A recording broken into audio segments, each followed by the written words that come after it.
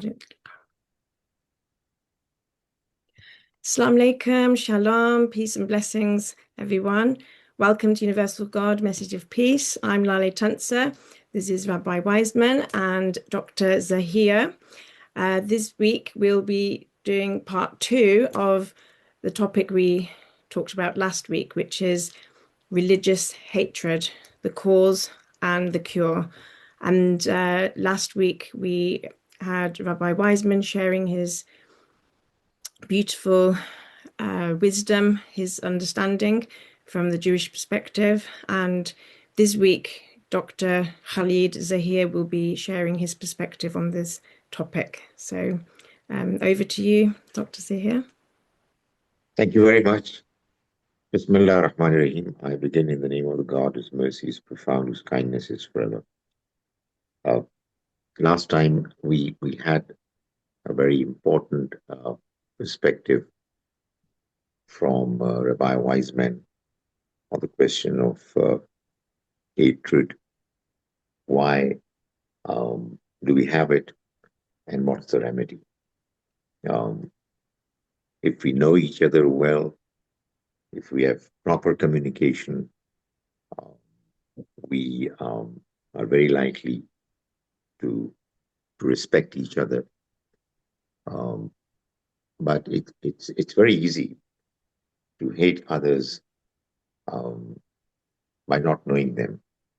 And when we have problems of communication, when we are having a difficulty in talking to each other, it's easy to have negative thoughts. So the idea is that we keep talking to each other, keep trying to understand each other. But to be honest, as people belonging to different religious traditions,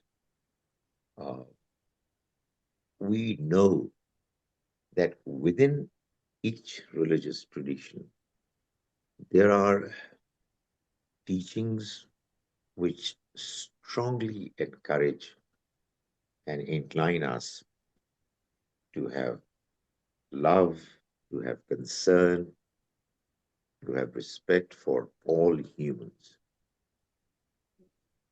But sadly, somehow, within religious tradition, there are ample factors, possibilities of creating and inciting hatred as well. It all depends on how you understand your tradition. And I very strongly believe that unless you are critically examining your teachings, you're very likely to end up hating others. It's not just the question of belonging to one religion or another. Within religious traditions, I mean, there are sects, and each sect has people that are very strongly emotionally charged against people belonging to other sects. They hate each other to the extent that they don't want to see each other. So it's true that it all depends on how you are approaching religion. But I think we need to be, all religious people need to be very careful in trying to understand their respective traditions, texts, in a way that they are understanding the right context and the manner it's understood. So, for example, from the Islamic perspective, I can tell you that, and I've been mentioning it before as well, that if you start believing that all people who do not belong to your religious tradition they are not just non-Muslims, they are kafirs.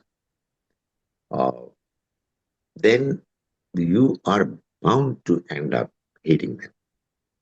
I mean, there is no other way out. Try as best as you can, but that's what it's going to be. Uh, and there are many people amongst Muslims who understand the expression "Allazina kafaru," those who have disbelieved, as the people who are non-Muslims. Uh, I keep asking myself, and I keep telling my fellow Muslims that if you believe that somebody who belongs to another religious group, simply because he or she belongs to that group, is going to end up in the hellfire to roast therein forever. I mean, how can you love that person? How can you how can you have any sympathy, positive feelings about that person? And people believe that. So that's something I can tell you is a serious problem, and is something which many religious people, a large number of them, they have within them, and it goes on and on. Uh, it's not easy to get out of it, to come out of it, because once a religious understanding takes the status of a belief, uh, you know, it's really very difficult to break it unless you are prepared to look at the text uh, in its correct perspective. You can see what the context is. So, I mean, if I was to ask who uh, who a kafir is, uh, I would say that a kafir is a person who knows the truth coming from God, uh, that it is from God, and yet he is knowingly, deliberately, arrogantly rejecting it. Mhm.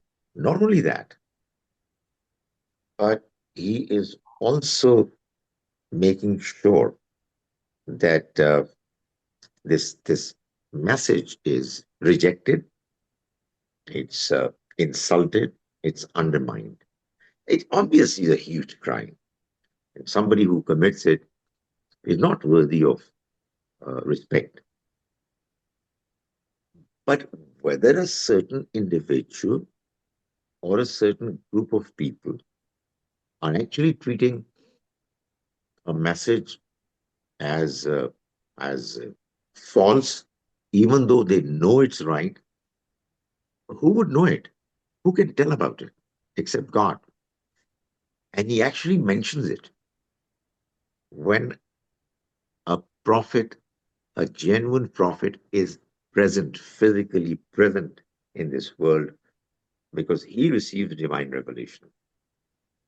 The trouble is, the trouble is that when you have a religious tradition based on a divine text which talks about those people who oppose uh, prophets, and then the text condemns them, those who read it later, they generalize it. And they think that all others who have not formally accepted that faith, they belong to the same category. And then hatred is the only outcome. Uh, You can't you can't love, you can't respect people who you think have been condemned by your text. Um, To be honest, each time I read the Quran, I find it very clear that there were people who knew that the message of the Quran was from God, and they knowingly rejected it. Not only that, another thing is very clear. And I think this is something which I don't know how to let people know. It becomes very complex. What you learn from the Quran is that whenever a prophet of God comes to this world and delivers the message, those who are evil, morally evil people, are deprived of believing in him. And those who are morally good and upright are gradually given the opportunity to come close to him, to believe in him, to support him. Uh, that's something which is not possible. It doesn't happen later because after a prophet of God, the man who received divine revelation directly has left this world. The message doesn't remain any clear anymore. It's not the same message.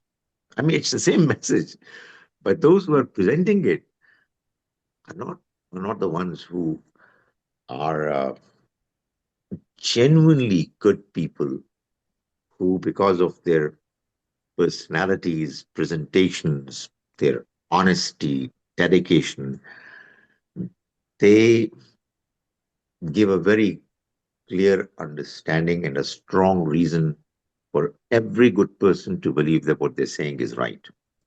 So, you know, people can disagree. People can say that we really don't understand it um, because to us something else, a different point of view makes more sense. Uh,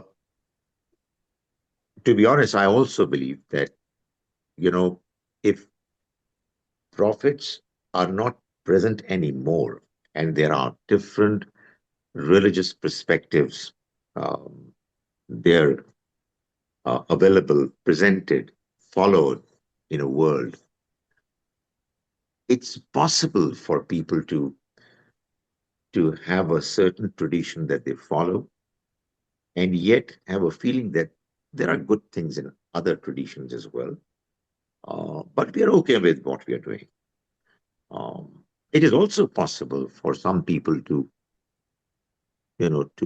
convert, to change, but to not believe in one religious tradition and to belong to another religious tradition uh, would not be something evil for a person to be doing simply because of belonging to a certain tradition, which is what many religious people think it is. I mean, to be honest, I'm very critical of people belonging to my tradition in having that kind of an approach, but I'm sure that people belonging to other religious traditions are equally, uh, bigoted, in their approach. They also have the same strong negative feeling uh, because that's how religion is presented by many religious leaders, scholars. That's how it is. Uh, it's something which really needs to be tackled. Uh, the text has to be understood and understood critically, and the verses that are causing the hatred to be there and thus not enabling people to love each other have to be discussed and discussed over and over again.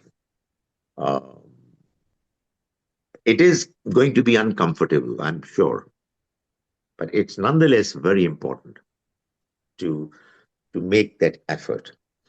Um, I am perfectly convinced that each of those strong statements in the texts that are causing people to hate others, uh, each statement can be understood, each passage can be explained, uh, given the context and given the proper understanding of the expression kafir and whatever equivalent expressions are there in other texts, uh, by by helping people to understand that look here, your religion doesn't expect you to hate others. In fact, every human being is to be loved and respected, unless obviously somebody becomes clearly evil.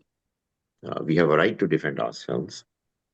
We have a right to defend our religion, our honor, um, you know, against anything that is threatening. But but God is loving and caring, and He wants us to be loving and caring uh, towards others. We are expected to respect and honor every human being.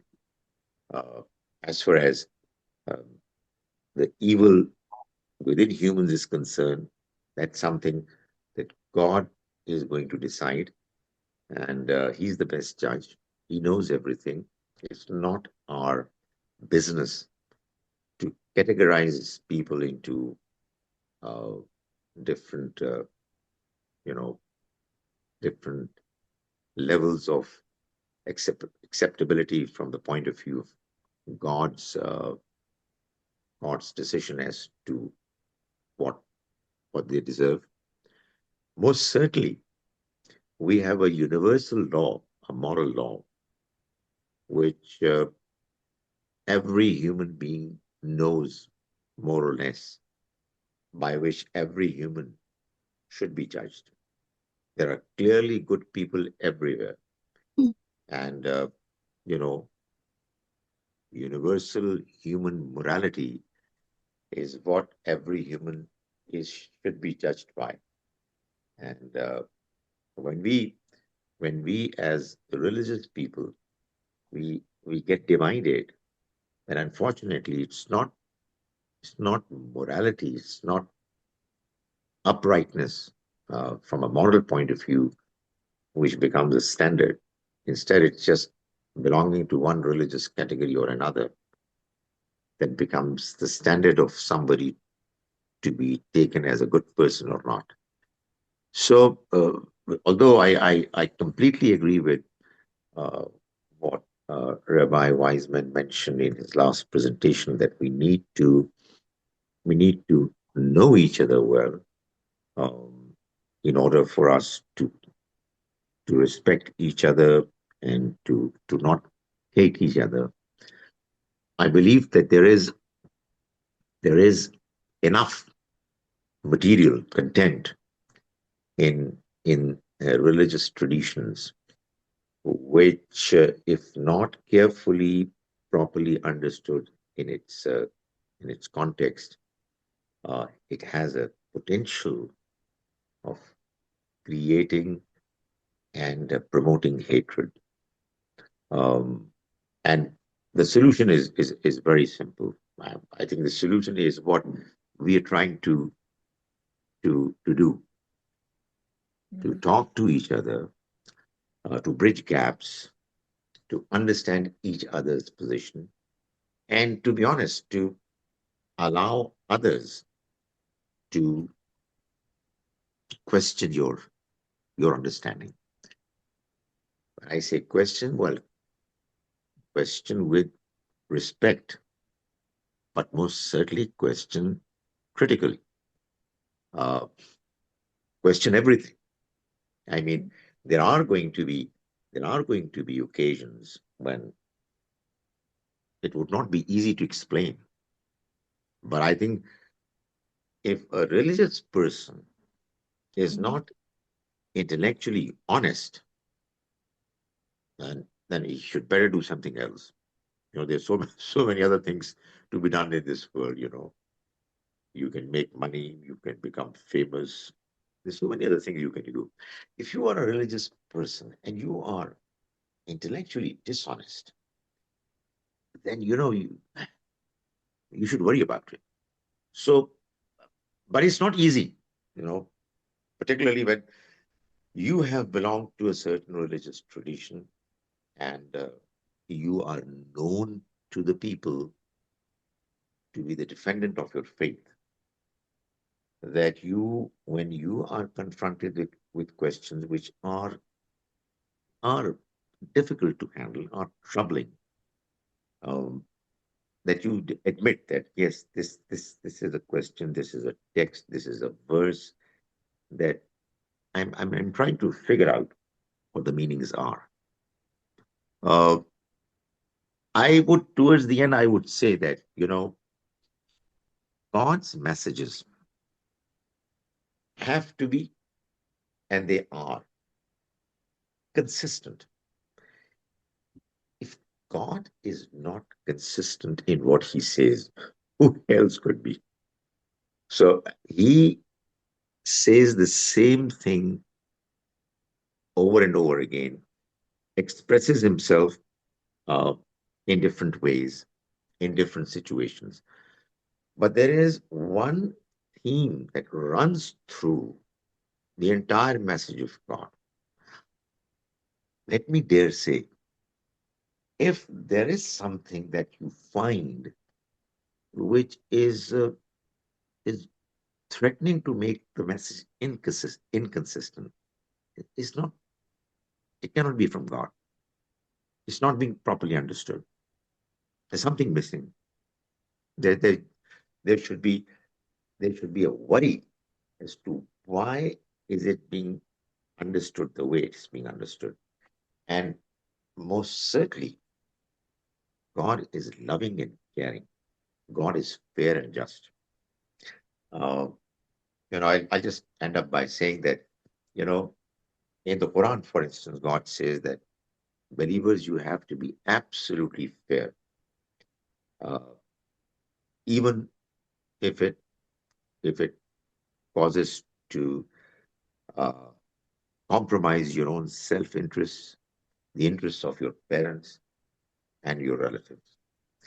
He says that let not the enmity of a nation cause you to be unfair. Be fair. That's the closest to God consciousness.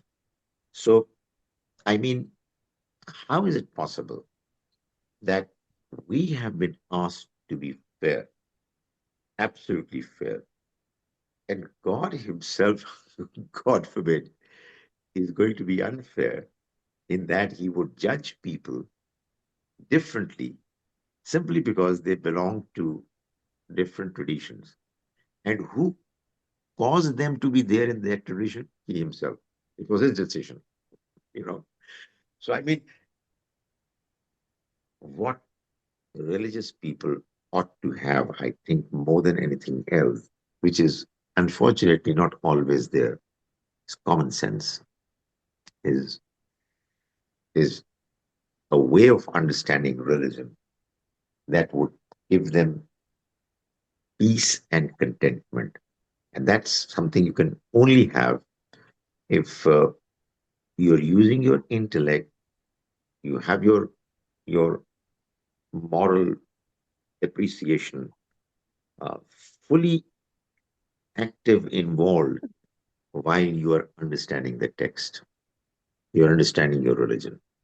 Because after all, what else is religion doing except the fact that giving you a strong feeling that this is from my creator? And it's making huge sense that, this world was created by him. He had a purpose behind it.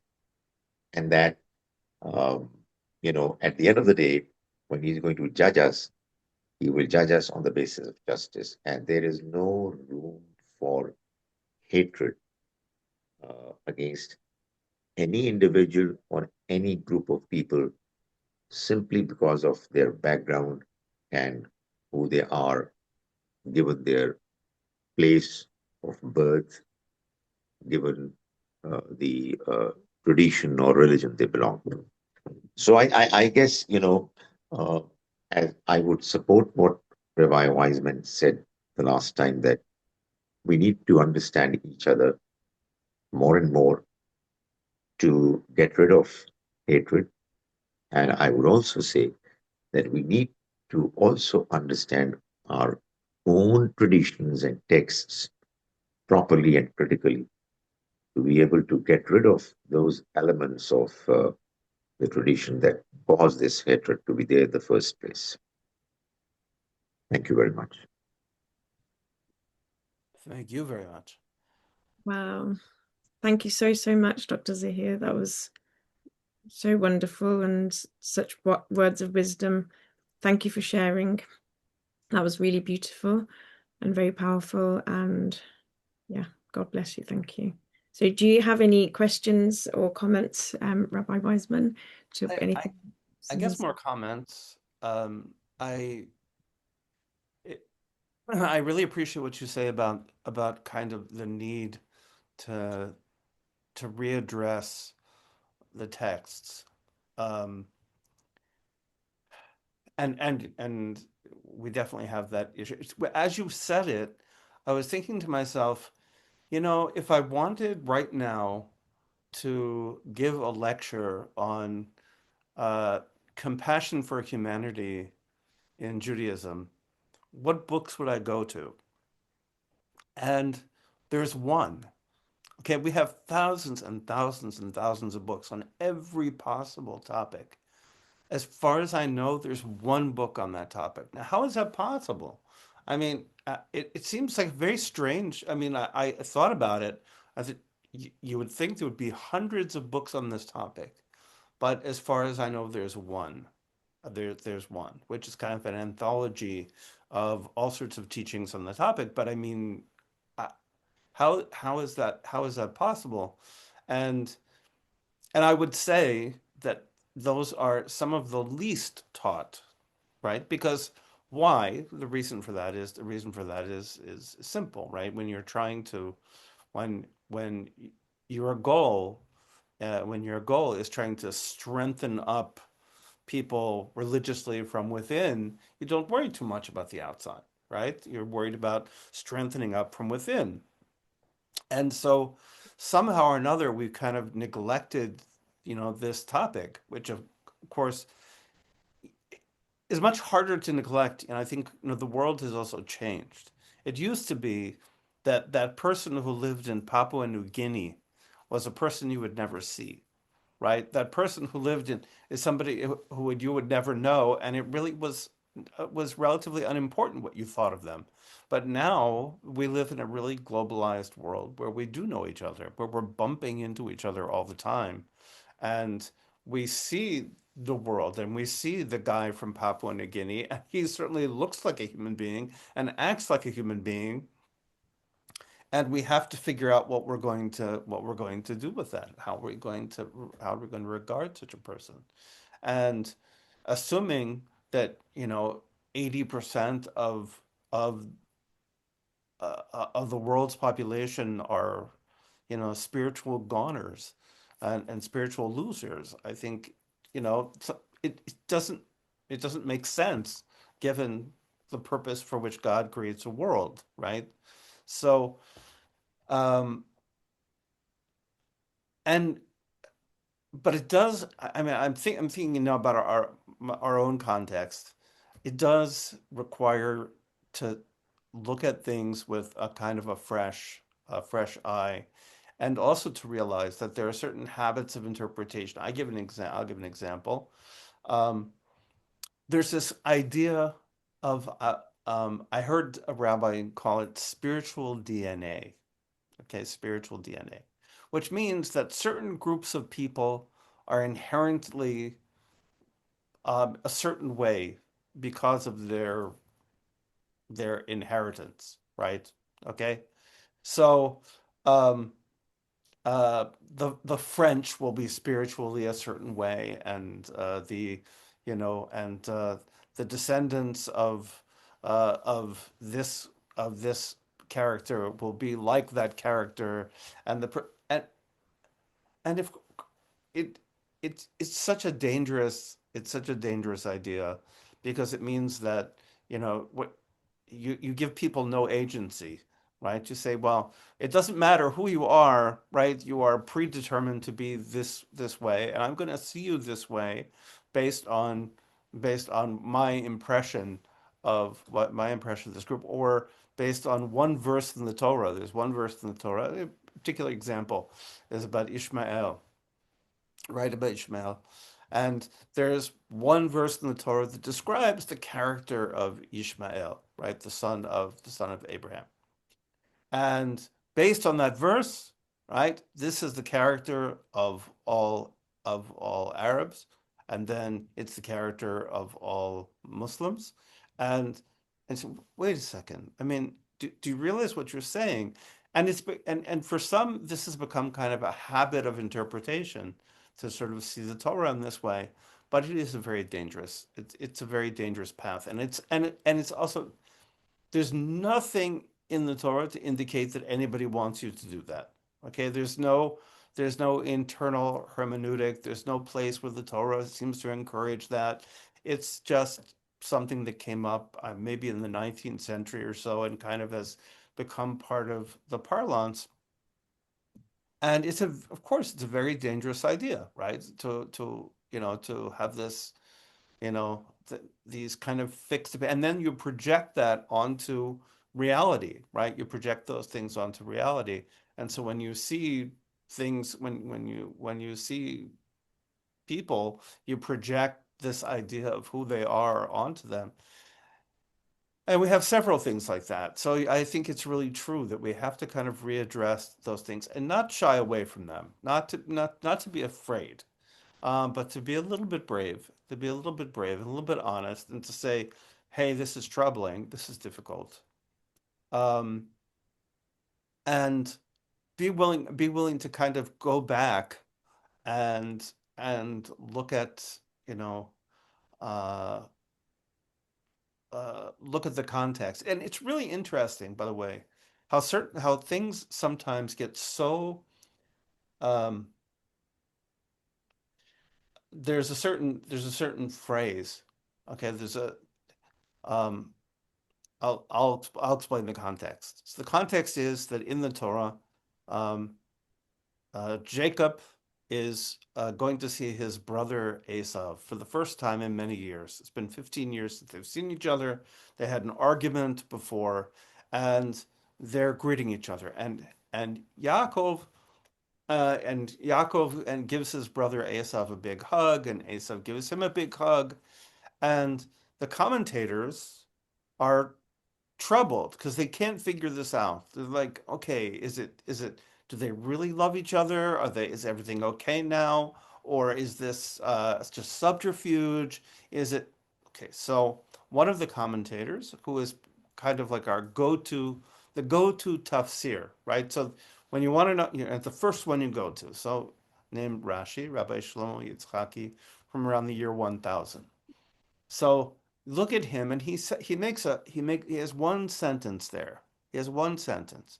He says, he says, it is a law, okay? It is a law that that Esav hates Yaakov, okay? That it is a law.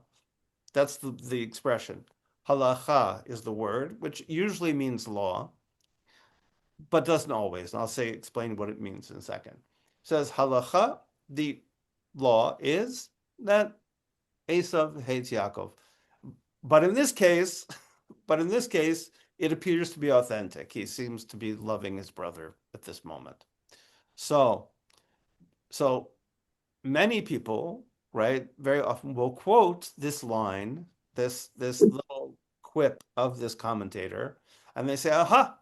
You see, this proves that Esav, who represents Western civilization, okay, because that's how it sort of imagines, he represents, he's also known as Edom, which is Rome, represents Western civilization, hates Yaakov, which is the Jewish people, and this is eternal, right? So you can always assume under any circumstances that the Western world hates you. Okay. Now, what he meant is that usually the word here halacha also means laholech, to walk, or the way of things. So the way of things is usually, right, in our story, right, generally we know that Esav is not so fond of his brother for good reasons, right? He has issues with his brother, reasonable issues with his brother. And that's normally the case, but he never meant it. Okay, in the year 1000, he never imagined, okay, that a bunch of kids would be quoting that, to explain the entirety of Western civilization. Okay, that was not his purpose. He was dealing with some specific thing some specific thing in the text, trying to be, and now it's become this, right, this rule, and now we understand the entire relationship between Western civilization, right, and the Jewish people through one line, through one commentary of 3 words. um, I mean, and those kinds of things have to be taken on like very, very aggressively, I think. And just to say, no, that's not what this is for, and that's not what this is for, and that's not what it means. And walking around with those kinds of with that worldview in your head, it makes you a very bad world citizen, right? I mean, we are now world citizens, whether we like it or not, right? We're now part of a world, and so the question of how we see the other people in the world, I think, is a different question now than it was for our grandparents and our great grandparents. I think it's a very different question. And so we do really have to rethink it. Um, you know, it's interesting. The the Talmud raises this question about if the Torah is a book of laws, why doesn't it begin with laws? It should just be laws, right? Start with the laws, make it right. Instead, it begins with this whole story, right? You have Adam and Eve and the creation of man, and it says, why does it begin with this? Right? Why does it begin with this? It began with this so that you understand what humanity is, so that you understand why does it begin? Why does it only begin with one, with one Adam? Why not 10 Adams? Why not a Jewish Adam, a Muslim Adam, right? We could have a Papua New Guinea Adam, we could have an Amazonian Adam, right? He says, no, we start out with one Adam. And so the reason why, he said, because so that nobody can ever say, my father is greater than your father, right? Nobody can claim, any great ancestry, since we all have exactly the same ancestry. Um, and and that insight is so easily lost. It's so easily lost, but it's right there. It's right there in the text. It's right in the beginning. The beginning is we are created as one family. Okay, and you can say whatever you want, but that never changes, right? That part, that never changes. And man, as we say, is created in the image of God, right? There's something, which doesn't mean you can't defend yourself. Yes, you can defend yourself. Yes, all of those things are true, and uh, but it also means that even if you're defending yourself, right, you also have to keep in mind that that this is a human being, and that's a big deal. To be able, right, to commit violence against another human being is a very big deal, because you're committing against somebody who is in the image of God, somebody who has a divine dimension, even if they've blemished it, even if they've covered it over under a veneer of evil, it's still there. And so, any case, I really enjoyed what you had to say, and I have a lot to think about. Thank you very much. Before I give it to Dr. Lale for her words of wisdom, I would again say this, and I agree with you. You know, what we call belief, I think, is something that needs to be understood. Um, Quite often, people mistake belief for certain details of what your creed is, which is fine. It indeed is belief. But I think more than that, it's a it's an understanding and appreciation that gives you contentment that it indeed is from God, my creator. And I quite agree with you, Rabbi Weissman. Uh, it has to be revisited when you have a new context, which is challenging your already existing perception about what your text is saying. And I think the barrier is that people get strongly emotionally attached to what their elders have said. How can my grandfather be wrong? How can my grandfather's father be wrong? Because he was a scholar. I mean, if he has said it about this verse, then that's it. Not imagining, realizing, appreciating that what he said is not making sense. So I think that's the challenge that religious people have to take up in the modern world of today. Not for any other reason. To be honest, not for world peace. To justify faith and the text of God, to make it meaningful even today, to let people at large realize that this is a deed from God, or else there are serious troubling questions that will remain unanswered, which would have a direct impact on what we call faith and belief. Dr. Lale, it's for you now to say Wow. your final words. Well, thank you, Dr. Zahir. Thank you, Rabbi Wiseman, both for sharing these amazing points. And I think this topic is so, so important, especially in, the current world events and everything that's happening. So thank you both so much.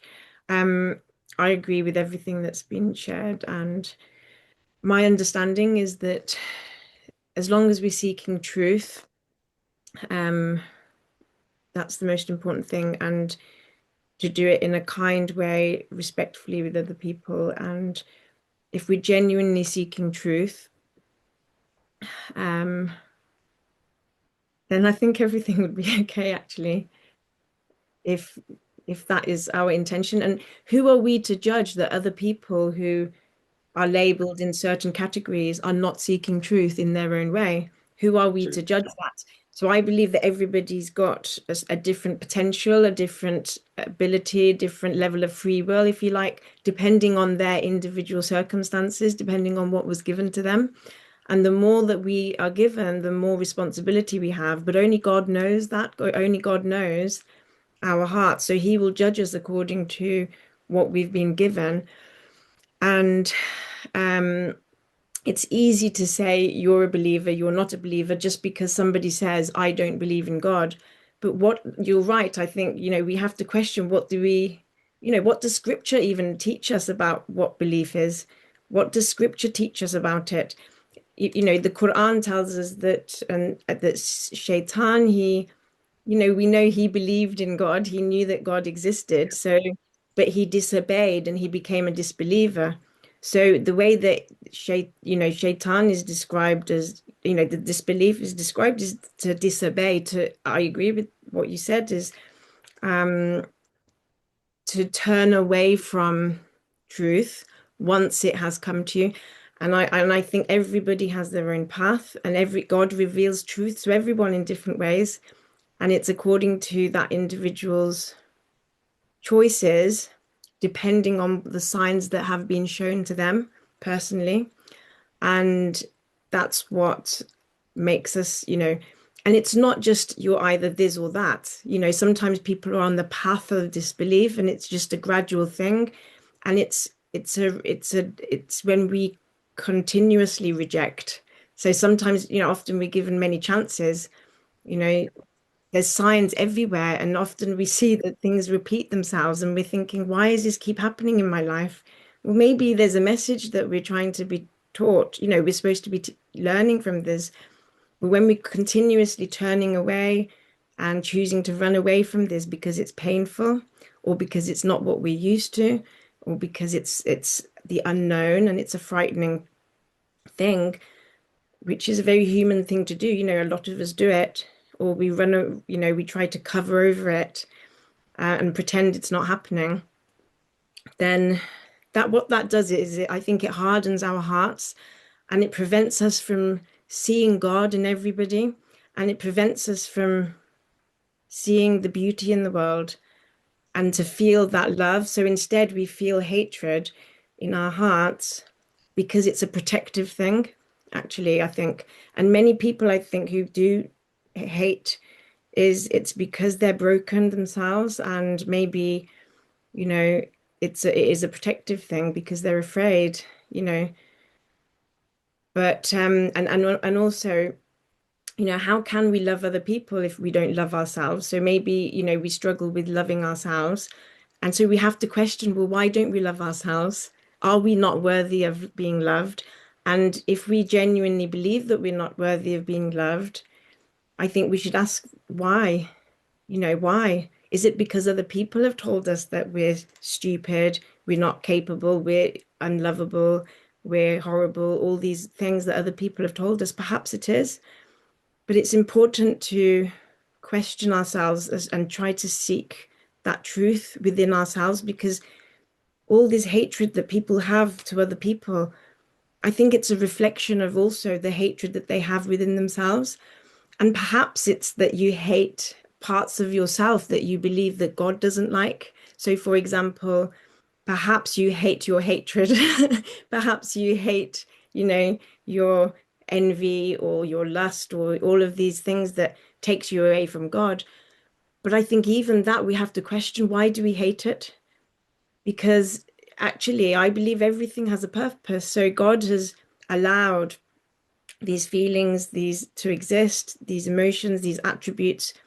And actually, without them, how would we appreciate the beauty of all the attributes of our Creator and the beautiful names of our Creator, which we can choose to emulate to the best of our ability? So we wouldn't appreciate them and see the beauty in them and feel that peace which comes with this if we didn't have these emotions. So it's a battle within ourselves, really. And so, and the Quran says that the best way to overcome your enemy is, by repaying evil with good. This is such a hard thing to do. Such a hard thing to do, but I genuinely believe that is the only way, really, because otherwise it's fire on fire, We have to just love and choose to love and pray. And if we can't, then I think we should pray to God that, or pray for guidance or seek guidance or help so that we can learn to love and to develop habits that can get us there. And I think that's why prayer is important, and that's why charity is important, and that's why, fasting is important, because these are things that we can do, or habits that we can create in our lives in order to try to soften our hearts so that we can love, and so we can see the wisdom and goodness in everything. And everything that has the ability to destroy. Lee Wiseman says this, Rabbi Wiseman says this as well, is that, everything that in this world that has the ability to destroy can be used to create. And at the moment, religion is being used to destroy and to divide, and, but we can actually use it to create peace, I believe. And that's what it's meant to be there for. It's just a choice. And it's about choosing to try to see the goodness in everything, to the best of our ability. And I think real belief is actually seeing God in everything. So it's seeing God in everything and accepting that even if you don't understand something, why someone exists, or, if they're hurting people, God wants them to exist, and therefore we accept it. And we love what God loves because we love God. And if we really love God, then we will love everybody that He chooses to create, and because they have a purpose. Um, yeah. So, and we have a purpose, and we're all here to teach and to learn.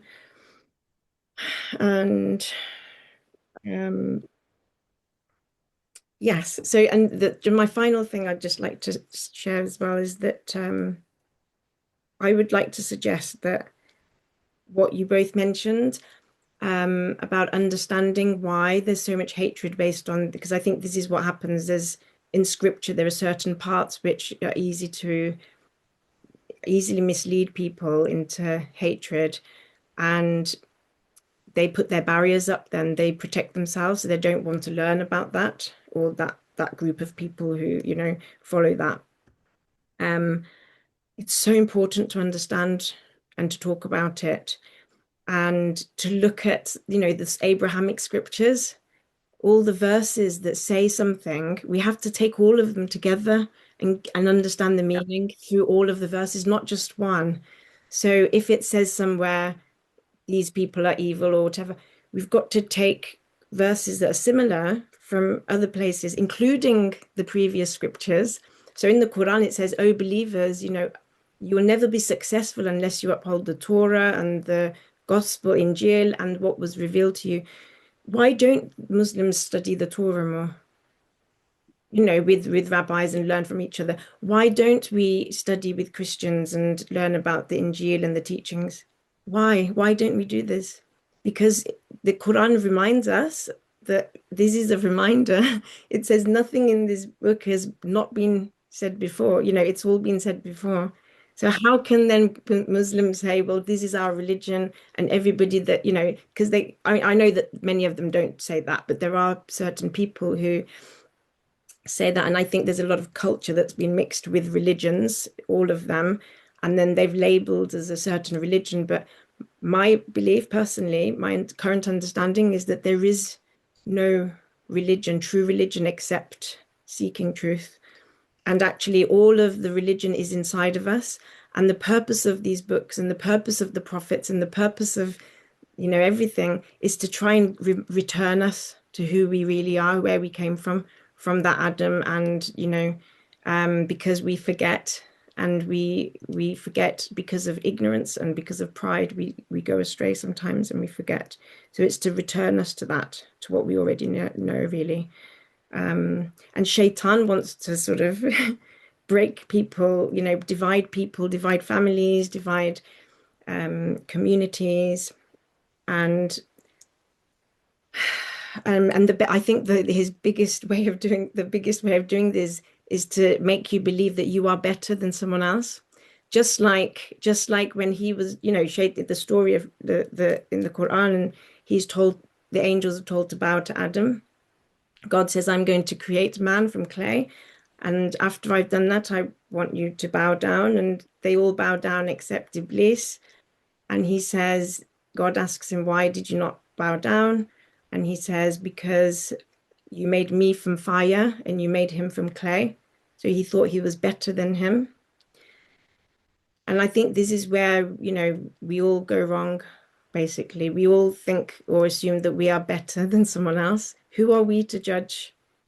God wanted to create Adam from clay. That's what he wanted. So who are we to question that? Or who is anybody to, who is Shaitan to question, you know? And so he becomes a disbeliever. He knows God exists. So it's not about whether he knows or not, but he disobeys. And yeah,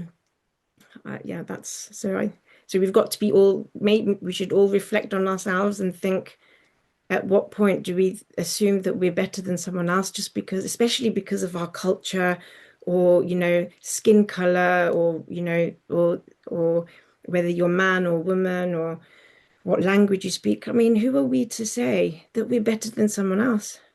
The Quran makes it clear, doesn't it, that whether you're Jewish or Christian, or whether you're this label or that label, whatever label you are, whoever believes and does good deeds, that's the main thing. And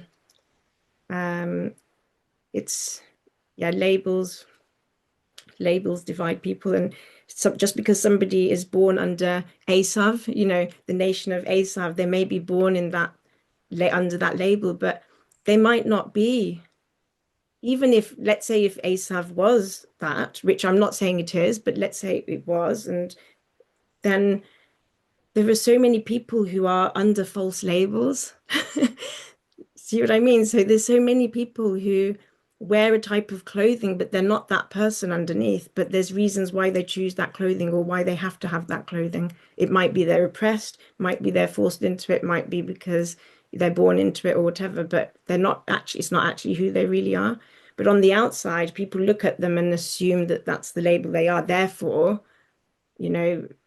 my book says this, and because I'm not going to take it into context in other verses, then I'm going to hate that person. But we just really need to think, I think, treat each other how we want to be treated. Would we want to be judged like that? Because I'm certain that we all have false labels. We all wear things on the outside, masks that aren't the true us at times because it's necessary in that situation, perhaps. So do we like it when people judge us? So why would we do it to others? So we have a week ahead of us. Hopefully we'll be generous with our eyes in judging other people, and self-reflecting. And everybody should remember also to like and subscribe. You always forget that. Like and subscribe. You have to like and subscribe. And Rabbi Wiseman does amazing teachings about this. And actually, this week he did one about Azambra and seeing the good in people, and how the difference between mercy and justice, and Yeah, you can check me out. I do classes from a on Jewish perspective. So these teachings are there, and I think he's a great example for the Jewish people. So please also like and subscribe to his channel. And Dr. Zahir has also got a very open mind and sees these things from a beautiful, loving perspective. And also like and subscribe to his channel, please too. So I think Thank you. I would recommend. Thank you very much. Thank you for everybody. Thank you. God bless you both, and thank you for sharing your wisdom. Thank you. Okay. Okay. Thank you. Assalamu alaikum. Bye. Of course.